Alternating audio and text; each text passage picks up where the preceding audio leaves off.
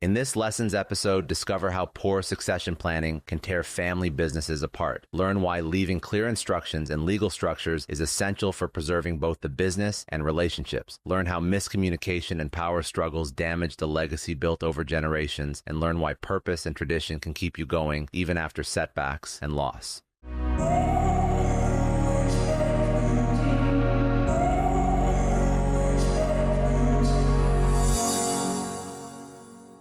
Because there's a lot of, so I'm just looking over some of the things that obviously there was a transition of power away from your father.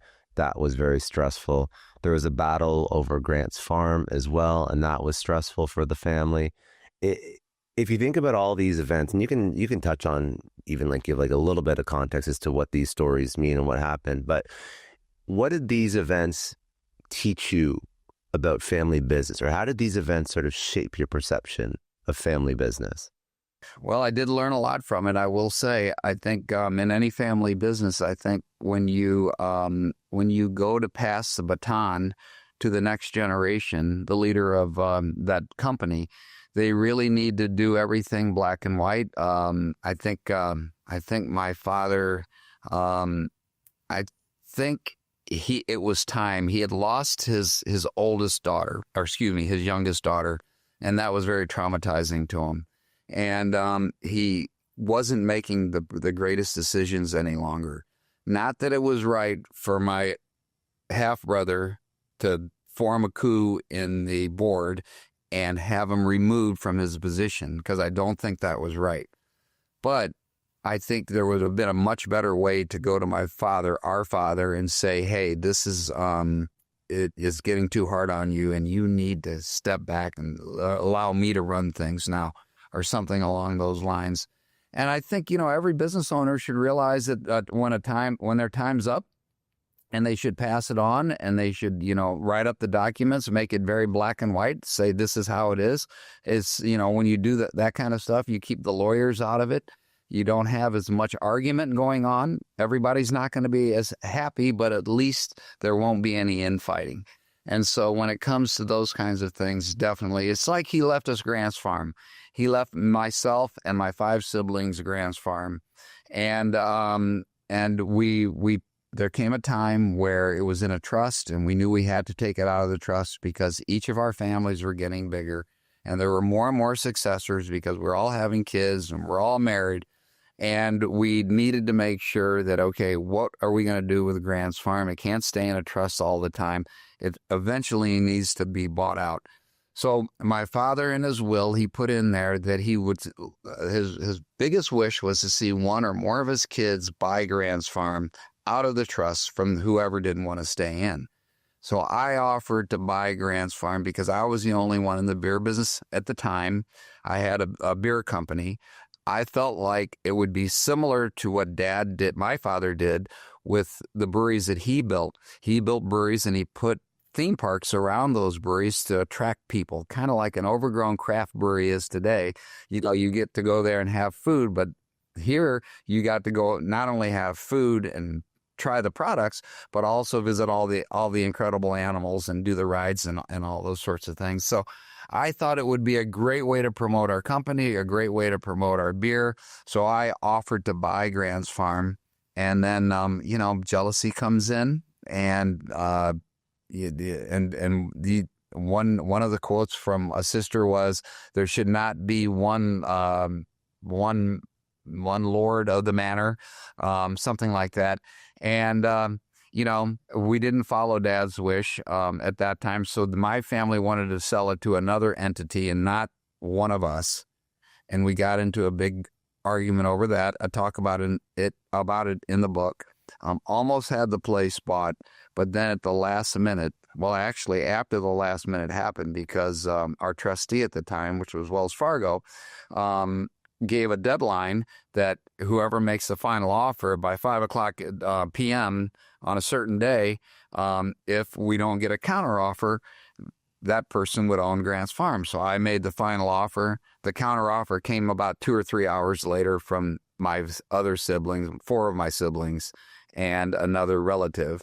And they ended up bidding higher, going to a place I couldn't go to. So they ended up buying my brother and I out So I'm no longer a part of Grant's Farm. You know, I miss it. It was where I grew up. But again, you know, my dad should have made it more specific and made it more black and white on how to leave Grant's Farm to a family member or what he exactly wanted to do with it. Because if you don't, it creates a lot of infighting. And now my brothers and sisters, unfortunately, and myself don't talk to each other anymore. Even still. Even still. Yep. That's so silly. It's so stupid it's so stupid. Like, I guess, like, listen, a lot of people that listen to this are probably first generation entrepreneurs. They've built a business. Now they're trying to figure out what to do with that business. And I hear a lot of this. This is going to be this huge transition of wealth because people are all retiring and they don't know what to do about succession planning. And this is the perfect example, obviously at a much larger scale than a first generation entrepreneur. But there are people that build businesses that they don't sell them. They want to pass them over to their kids. And I don't know how much energy or thought they put into it before it's time. And I think that's going to come around and bite them in the ass. And I also don't think they think about what are the implications of the relationships between siblings. They're thinking about what happens to me when I want to retire. But kind of like your example that you just mentioned, you've actually broken up family bond now because of this. Not only just you know, the fact that your dad didn't make it clear or whatnot, but now between you and your brothers and sisters, you don't have the bond that you should have. You're 100% right, Scott. And that's why I urge any business owner, family business, to make sure that when they do go pass it down, my family always pass it down to the most competent child. It might not have been the oldest, although for the most part it did work out to be the oldest of the children, oldest male, and it worked out great for 3 generations. And then when I went to the 4th generation, it all changed.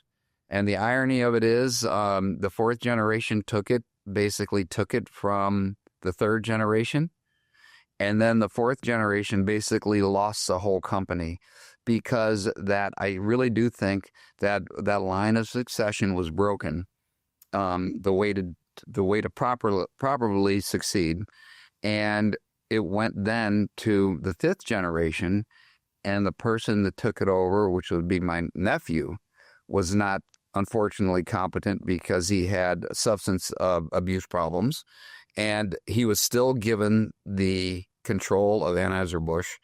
And an outside competitor, InBev, saw that it wasn't being run correctly, saw the problems that Anheuser-Busch was going through, and they realized it was a perfect time to take it over, which they did in 2008.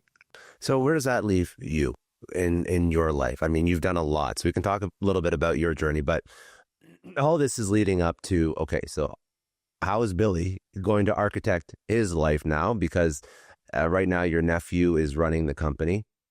No, he's not. He's not. No, sorry, I meant, sorry. Historically, when your nephew was running the company, you weren't thinking, I'm going to step in line for succession. He's the one running it. And you probably saw the decline and you probably saw where it was going. And then the InBev acquisition. Yeah, it was unfortunate, but it probably wasn't a surprise to you, at least, because you saw what was happening.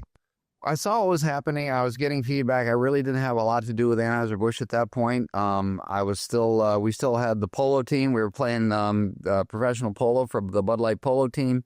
And, but I was hearing from people at the brewery, some of the higher up executives at the brewery, that there were problems going on, that he was having difficulties talking to people, making speeches, wholesaler conferences, things like that, that he was not competent any longer to even make a speech.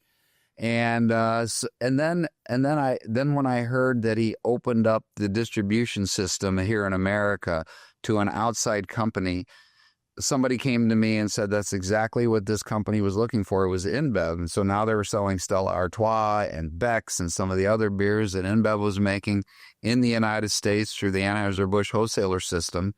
And it gave them, InBev, the opportunity to look at the books, look at Anheuser-Busch's books, and figure out a way to buy it. So, Yeah, so I did see, I could see it was coming. I was hearing from the executives about what was going on. And, I still thought it would be an incredibly a tremendous feat to be able to take over the biggest beer company in the world. But no longer was Anheuser-Busch the biggest beer company, because InBev had formed with other breweries, and they actually became internationally the biggest brewery in the world. And so they were able to swallow the smaller fish at that point. And that's exactly what they did. And as soon as that happened, I started thinking, okay, you know what? How do I keep this tradition alive? After reading everything that I read, and this is during the time I was really getting involved into understanding the history of our family, my life, where I've been leaving some of that to my kids so they knew what was running through their blood, and to understand where they came from. And actually, it was good for me too. It was very therapeutic for me to be able to understand where I came from.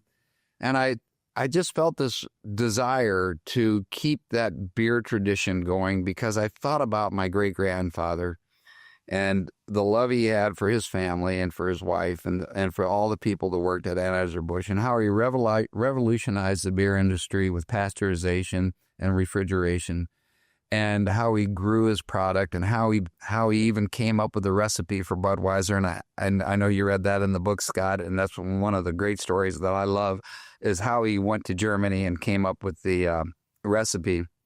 And then I think about my grandfather, about how he takes it over kind of unwillingly at first, but then willingly when he realized that he wanted to be in the brewing industry and not so much a rancher any longer. And how he worked his tail off, and through love and through determination and grit, he kept the company going through that 13 years of Prohibition, and how it affected him after Prohibition negatively. And he took his life because of that. And then how my dad and his brother kept it going, and how it became a household name. And the Patriots that my father and who was a colonel in the Army during World War II, and the Patriot that my uncle Adolphus, his older brother, was, and how he designated 90% of his marketing to support the war efforts during World War II, and really put the products on the back burner because he loved this country and knew what it had done for him and his family. And, some of those things. And then to see how my dad worked and how he loved the industry. I just felt it was in my blood. Like you said earlier, I felt like I bleed beer. And so I wanted to keep it going. And so I started the William K. Busch Brewing Company. I couldn't call it. The only way I could use the Busch name was by using my full name. I started the William K. Busch Brewing Company. And it was a difficult time, because at that point, it was 2011. At that point, the craft beer industry was taking off, and I came out with with more of a everyday beer, like a Budweiser or a Miller or a Coors. So your standard beer, and people were turning towards the heavier, more tasteful beers, full-bodied beers. And I came out, it was kind of bad timing to come out with that, but I did. And, to get any traction in the mainstream part of the beer industry, where you're going against the behemoths like Budweiser, Miller, and Coors, is very, very difficult. And you always got a target on your back. So for 10 years, I worked hard to try to grow that business, and we got into 5 or 6 different states as far as distribution goes, but we never could get any traction. So we ended up closing that down, and we got in. We now are doing our own. We built our own brewery right outside of St. Louis, Missouri, in an area called St. Charles, and we invite people to come out to our place, to our farm, and enjoy the beautiful farm atmosphere out there, nature. We've got animals around there. We've got great food for people. We make 12 different beers out there. We have our own brewery, and we're actually starting to distribute locally in the area. So, you know what? I love the beer business. My immediate family, once in a while looks at me and says, "Dad, why do you keep doing this? You work really hard. You're not making any money doing it." And it's just that, I feel that it's my destiny, basically. I feel like it's something that I need to do to honor my ancestors. Thanks for tuning in. If you found this valuable, don't forget to hit that subscribe button so you never miss an episode. And if you want to dive deeper into this conversation, check out the links in the description to watch the full episode. See you in the next one.